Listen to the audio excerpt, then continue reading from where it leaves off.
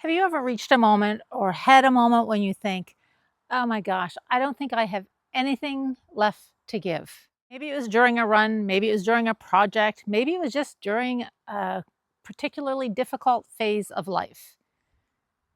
And then the self talk starts. Oh, I don't know if I can do this. I don't know if I'm good enough for this. I don't know if I've prepared enough for this. Who do I think I am to think that I can do this? How can I even get through this? And then the cycle starts. If you've ever had a moment like that, this video is for you. This video is part of my summer runner's ramble, and this particular topic, mental toughness, was actually a suggestion I got from a viewer. Thank you for this. This has been a learning journey for me preparing this video. I'm so grateful for the suggestion because I think what's happened is when that suggestion came about, why don't you do a video on your perspective of mental toughness? I thought, oh, well, that should be pretty easy. I have some pretty clear thoughts about that. Oh, until you really start to dive deep about what your own thoughts, your own beliefs are, and then you balance that with some of the information and research that's out there. I have been through a learning journey preparing this video, and I want to bring you along with me. I think a lot of us think of mental toughness as, or if I had to describe it before this video, I would have described it as it's pushing through. It's like knowing when to like bear down and just like stay on track and just push, push, push, no matter what comes out in front of you, no matter what battles or obstacles you may come in front of you. I think it's more than that. And stay with me to the end because through this journey, I learned a fascinating piece of trivia about mental toughness, totally based on science, that I did not know before starting this. In case this is your first time joining, I'm Angela. This is Lead Your Living, and I am thrilled you are here. My channel is about living well after 50 or even before 50, just living well in general when you get to that point where you might have more years behind you than you have ahead of you. I am so glad you're here. Let's jump in. I'm going to get situated in that little chair over there. I even have notes today. I don't usually use notes in my videos. They're usually just kind of thoughts that I'm sharing, or I might have a little sticky note for a reminder, but I actually have notes. That makes me feel like this is serious stuff. Mental toughness, not what I thought. Oh, I think we're crooked here. Hang on. Oops, I'm not sure if that's straighter. Better or worse? Oh well. The more I sat with the whole idea and the whole phrase of mental toughness, the more I started to change how I think about it. I don't think I started to change how I think about it. I think what happened is I started to realize how I think about it. I've just never really articulated it before. So for many of us, mental toughness simply means pushing through, digging deeper, pushing harder, just never giving up, just go, go, go, no matter what the consequence, just it's all about grit. And some of that is true. Now remember, what you're hearing in this video is my own perspective from my own lived experiences and some of the reading that I've done. So I'm not an expert on this stuff, but aren't we all kind of an expert on mental toughness just simply from living through life experiences? I kept the title of this video, Mental Toughness, or at least I kept that as the title as I'm recording this. Who knows? I may change my mind before it actually gets out into YouTube. But I kept the title about mental toughness using that phrase. One, because that was the phrase that the viewer suggested for my topic. But the other one was because I just didn't know what the right word is. There's so many words. There's grit, there's resilience, there's tenacity, there's the grind. I don't know. I don't know what the right word is. So we're staying with mental toughness, but I have discovered a definition that I'll share with you as we get a little bit further. And it's not a textbook definition. It's a definition that I've decided to use for me. Whatever term you use, I think it brings us to the same common belief. Be tougher, work harder, push through, all of those phrases that we tell one another or tell other people. We may advise other people when they're going through a particularly difficult time.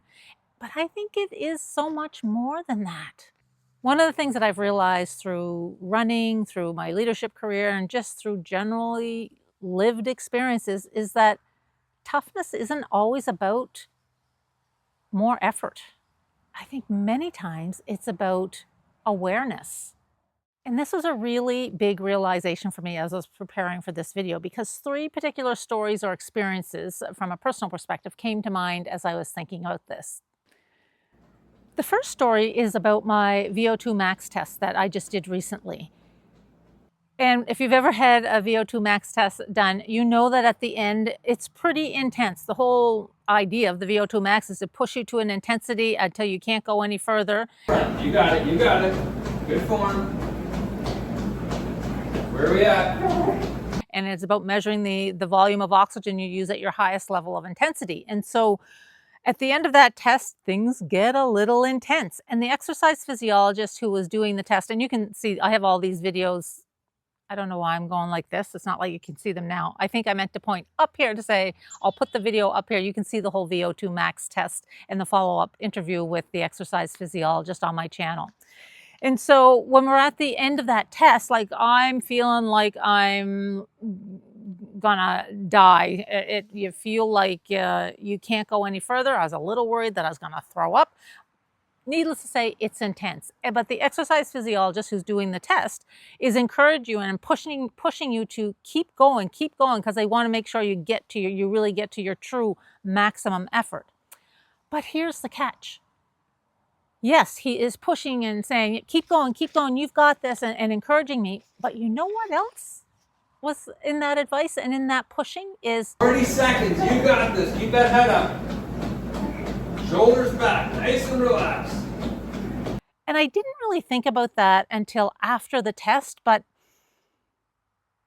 what he was doing was really saying, yes, keep pushing, you can do this, but introduce a little bit of ease into this. Relax your posture, stand up straight, put your shoulders down. Don't waste all this energy all hunched up and be intense about it. And so it was about finding the balance with effort and introducing a little bit of ease, which I've also done a whole video on last week that you can see on my channel as well, about the balance between effort and ease.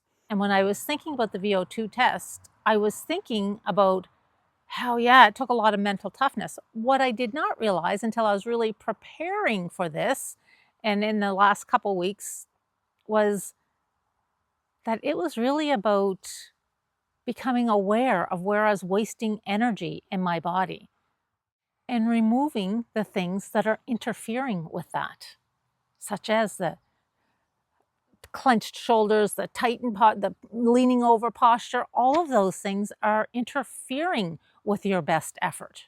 And so that's one first example where I thought, yeah, you need to become aware of what's actually interfering with your ability to push through whatever obstacle you're trying to push through. And that whole VO2 thing and the idea that he was telling me to be aware of where I was wasting energy and led me to some more information on, and I got to look at my notes here. I've heard Brene Brown talk about this a couple times. She often quotes a book titled The Inner Game of Tennis by Timothy Galway. And in his book, which I haven't read, and this might be the first time I'm ever referencing a book on my channel that I haven't actually read, but I've heard Brene Brown speak about it many times, and I've since heard other people reference this, and it fits perfectly with this. He shares a formula in there and says that performance equals potential, your potential, minus interference. Think about that. Performance equals potential minus interference. In my notes here, it says, Galway argued that most people don't perform below their potential because they lack ability. They perform below their potential because of interference. And that interference might look like self-doubt, overthinking, fear of failure, judgment, unhelpful or negative self-talk. That's the interference he's talking about. Again, this is key to me. This has changed so much for me. Performance equals your potential minus interference. So you may have all of this huge potential to do things, whether it's your job, whether it's parenting, whether it's running, whatever it might be. You have this huge potential. But what is taking away from it is all the interference. So think about how you're talking to yourself, what you're saying to yourself. Think about wasted energy if you're running, what your posture is like, where you're wasting some energy in your body. Again, that kind of aligns with that thought about mental toughness isn't necessarily about more effort, more energy, more grit, more determination. Sometimes it's about less negative self talk, less tension, less wasted energy. See where this is going? I have a very real example about performance equals potential minus interference. So I recently ran in a half marathon in May of this year. Again, you can see that video on my channel. And partway through the run, I started to have this thought, and I've shared part of this in a video, but I wasn't considering it, I wasn't framing it from a mental toughness perspective, I don't think. And so I was running in my race or whatever, and I was in a phase that I was thinking, oh my God, this is so hard. I'm not going to be able to do this. Entering Point Pleasant Park, starting the worst 5 kilometers of this entire race. And I realized I didn't have these words to describe it like this, but I realized that I was dealing with some pretty heavy interference, mental chatter. And I was starting to tell myself, oh my gosh, I'm not going to be able to do this. I must not have prepared right. I'm too tired. I'm going to hit the wall. Blah, blah, blah, blah, blah. Whine, whine, whine, whine, whine. But then I shifted it when I was kind of having that mental meltdown. And I shifted my thinking to tell myself, Angela, yes, this is hard. This is what you trained for. This is the race. This isn't a training run. You know this is hard. That's why you put all those weeks, all those efforts into training. You've got this. Feel the hard. Feel how it feels to push your body to the limits. This is exactly what you trained 16 weeks for, 12 weeks, 10 weeks, whatever it might be. This is it. This is the time to perform. And so I had my potential. I was trained. I was well trained when I lined up at the start line. But that interference kind of got me midway through the race. But once I took that interference and redirected that interference to some positive thoughts, it shifted things for me. So in that case, mental toughness, getting through that race wasn't about pretending it was easy. It was recognizing that it was hard, but it was also recognizing the story I was telling myself and choosing a different story. It is amazing. I've been really interested in personal growth and development my entire career. But sometimes, you know what I do? I read the stuff and I'm thinking, oh, yeah, so and so could really use this. They should practice this, whatever. And I think I really know all that. And I don't really think about, oh, well, where does this impact you, Angela? How is this about improving your own performance? And so, really, in these last few years, and this YouTube channel has helped me with this. Everything I'm reading, I'm like trying it on, and I'm taking it for a test run. I think that half marathon, that most recent half marathon this spring, also taught me another little lesson about mental toughness is that mental toughness isn't about sticking to the plan no matter what.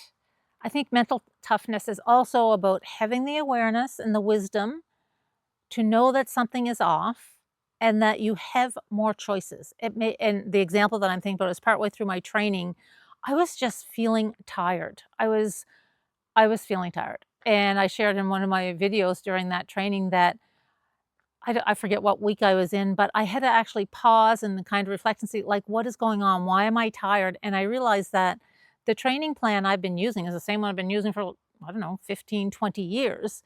And it was running 5 days a week. For me, as a 58-year-old woman, that was too much for me.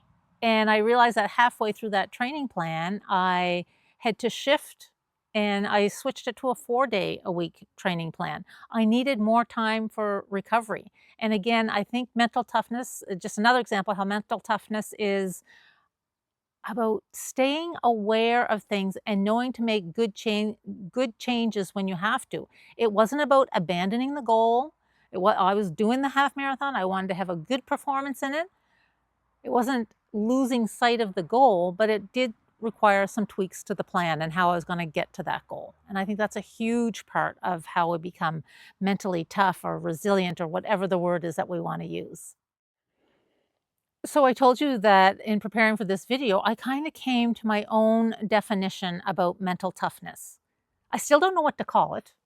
Grit, resilience, mental toughness, and how I define it. And I actually had to write it down so I would not mess this up. But where I landed with my own definition is mental toughness is really about the capacity to notice what's happening internally within ourselves before deciding how to respond. So I want to say it again, like, because I think it's important. This is working for me. I would love to hear in the comments if this definition works for you. But again, it is about the capacity to notice, become aware and notice what's happening internally to ourselves, within ourselves, before deciding how to respond. And when I say tune into what's going on internally, that could be noticing our thoughts, our emotions, our physical sensations. Is our body hurting or struggling in a particular way that it shouldn't be? Do we have unnecessary tension that we're holding in our body? Are we wasting energy? What assumptions do we have? What stories are we telling ourselves that may not be true? And so, again, to me, mental toughness is right at that pivotal point, as I say, in the gap between something is happening and you realize or think about what's happening before you decide how you're going to respond.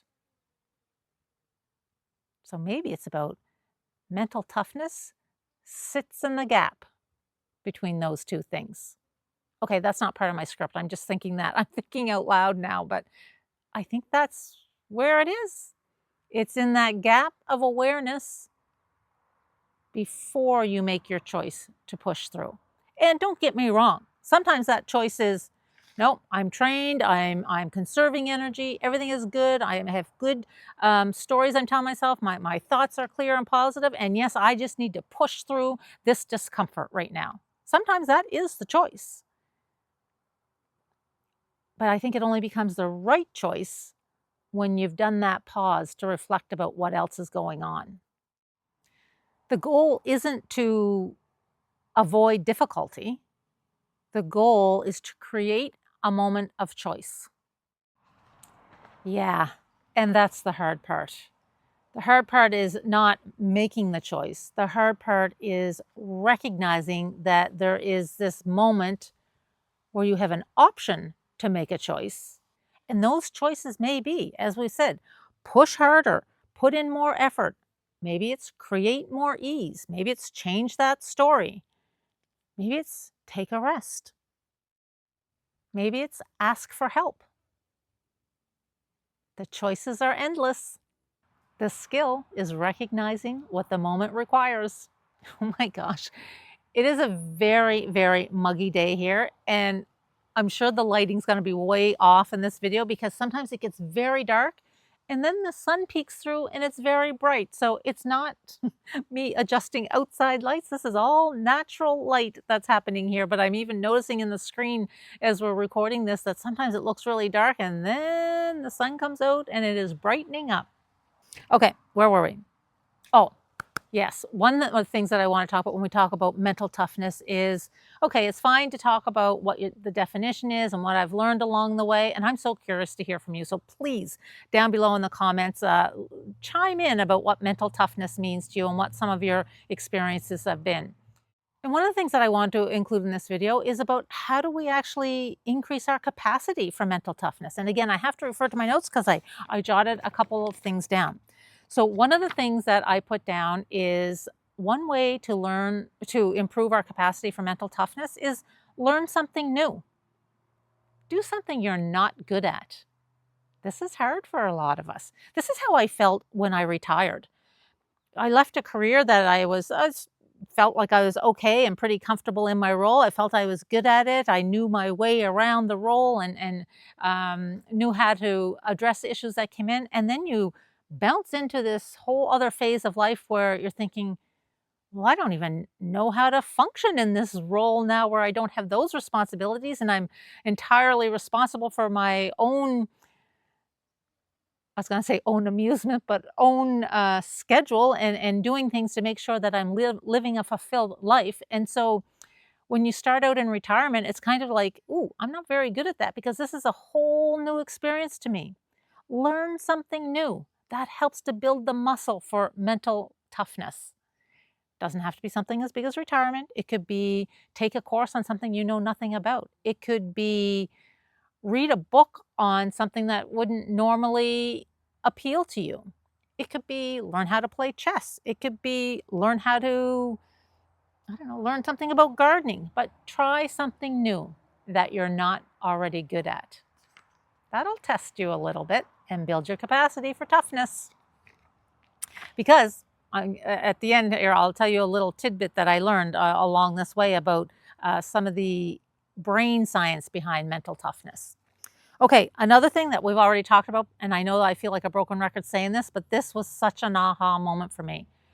Mental toughness, again, is not always about effort. Sometimes it's about removing the interference. So if you have an issue that you're trying to work through or a situation or an obstacle, ask yourself, what's getting in the way right now of my best effort? And remember those things that we talked about. Is it what you're telling yourself, your thoughts? Is it what other people are telling you about? Is it about the people that you're surrounding yourself with? Oh, this one's a good one. And I have done this. I do this. I do this consistently. Um, I got so excited I forgot what it was. Create a trigger phrase for yourself. For me, and again, this has been in some of my videos. So when I was running one of the races, I wanted to write the letter M on my hand because I wanted to be able to look down at that hand when I was struggling or when I felt like I was running out of steam. And I wanted that M to stand for make it happen. That was my trigger phrase, make it happen. That made me think about, okay, what do I need to get rid of to keep going and to give my best effort? And so other phrases I've used in addition to make it happen is take bold action. I use that one sometimes when I have a little fear of failure or I'm trying something new and I'm feeling a little insecure or vulnerable about it. I tell myself, take bold action.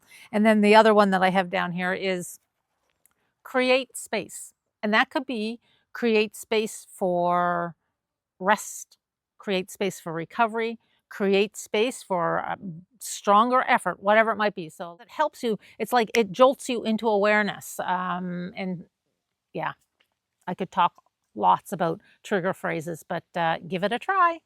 Build that capacity for your toughness. Okay, and this actually goes right in with this one is practice noticing because this is, I honestly believe, the toughest part of mental toughness. Practice noticing what's happening internally. Where do you feel it? For me, all my stress goes right in my belly. And I often used to think, oh my gosh, how come like at the worst times and the worst moments I have to go to the washroom? And I'm thinking, I now realize that that's because you feel all your stress and tension right in your belly. And so now I have some breathing techniques that I know how to do that. But that all started with noticing what's happening physically in my body when I'm starting to feel stressed or starting to feel like I'm not going to be able to get through this next phase, this next step, this next obstacle. Practice noticing. Ask yourself, what is happening inside me right now? This next one, I hope it doesn't offend anybody. It is not based on science. This is my own personal perspective based on my own lived experience or lived experiences. And so this next one is knowing the difference between stubbornness and mental toughness. And how I look at that in my very unscientific and unsophisticated way is that, and because I like to simplify things, it's very similar to understanding the difference between being a badass and a jackass or a dumbass. And that's the part that I hope is not offensive to people. But here are some examples. So, finishing a workout despite feeling a little discomfort, despite it being a tough workout. Oh, to me, that's right up there with toughness and badass behavior. Another example is ignoring injury signs because you refuse to stop. You are going to push through at no cost. For me, at this stage in my life, I would describe that as stubbornness. Don't be a dumbass. Keep your body healthy so that you can keep pushing through the next obstacles. Another example, persisting towards a new goal despite it knowing that it takes significant effort and significant focus and significant time. Yeah, that's mental toughness. That's badass behavior. And then my last example is refusing to adjust or adapt when circumstances change. I'm not doing that. I've always done that. I'm not changing my schedule to 4 days of training instead of 5 days training. I've always done 5 days training. That's kind of a dumbass approach. That's stubbornness. Think about what's happening. Think about what you need. Get rid of the interference. Performance, elite maximal performance equals potential minus the interference. The interference is huge. It's real. Continue being a badass. Don't be a dumbass. Okay, a bit of what I would describe as a dumbass move on my part. I'm supposed to be doing my cool down, my walk after a threshold run, and I was feeling good, so I thought, oh, I'm gonna push it a little further. That is a perfect example of a dumbass move, because the recovery run or the recovery walk, the cool down walk, whatever you want to call it, is to let your body rest and recover. Yeah. But if the inner dumbass does win, don't ruminate in it, learn from it, carry on, make better choices next time. Life is about learning. We don't get it right every time. You can watch any of my videos for a good example of that. Okay, at the beginning I told you I learned a new little bit of trivia, science trivia about mental toughness. And again, I have to look at my notes for this part. So I was watching a TED Talk when I was researching. I don't know if you can say researching. I wasn't doing the researching. I was browsing all the information that I could find on mental toughness. And I landed on a TED Talk by Joe Risser. I'll put a link down below, called The Secrets and Science of Mental Toughness. This was a great video. It is worth watching. So he challenged in his work the idea that grit is simply about willpower. That's what he was challenging. And the quote that he made in this TED Talk was that grit is not just about willpower. It is rooted in biology, and that's what some of their research has shown.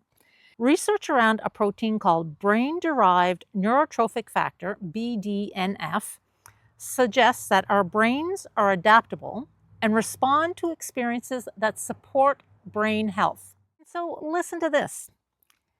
Something as simple as holding a plank, now this is a quote, and I would just like to challenge that. Holding a plank is not simple. You've seen me do that on some of my videos, not very successfully. Okay, it's coming to 45 seconds. Oh, I don't think I can go any further. Okay, but I digress. Let me go back to the quote. Something as simple as holding a plank can be a way of practicing the mental skill of staying present with discomfort, strengthening your brain's capacity for mental resilience and grit. Who knew that holding a plank is one of the best ways to improve your mental toughness? Watch this video. Obviously, I'm just giving the quick little highlights about it. Watch the video because he actually quotes some actual research that they did. I love that. And I am going to keep practicing the plank. I haven't been doing it in a while because, it's hard work. Good reminder to get back to it. All right, let's wrap it up here. I want to say again, this is not a video on any kind of expert knowledge or expert experience with mental toughness. I do want to say a huge thank you to the viewer who suggested this as a topic. I learned a lot about myself through this process of preparing for this video and looking up some information and watching some information and listening to information from some of the experts. I think if anybody before this ever asked me what I thought mental toughness was, I would have simply said, I think it's pushing through and becoming better and better at pushing through whatever obstacle is in front of you. And technically, I still believe that, but I would add that other part about it is about building the capacity to be aware of what's happening inside and making a choice to help you push through whatever may be in front of you. It begins with awareness before deciding how best to respond, to push through. Because the moment we notice, we create a choice for ourselves. And that choice helps us move forward. And that's mental toughness from my perspective. I would love to hear your comments on this. Tell me down below, what does mental toughness mean to you? And another question I'd ask you is, has your perspective on mental toughness changed over the years as you have lived through different life experiences? Please comment down below. I would love to hear what your thoughts are on this. I referenced a lot of videos in this video, and so they're all available on my channel. If you want to see the whole VO2 max thing, that is there, and I'll put a link up here to that video as well. I'm Angela, and this is Lead Your Living. I love that you joined me through this video. I'll see you in the next one. As you know, I often finish my runs, and I am just back from a run, so I'm dressed like this. I often finish my runs with a cup of tea and an after eight. And so it has been sitting here on the side while I've been recording. But unfortunately, look, my after eights are completely melted and stuck together. So they'll have to go in the freezer, I guess. And I don't know if you can see, my tea has a bug floating in it.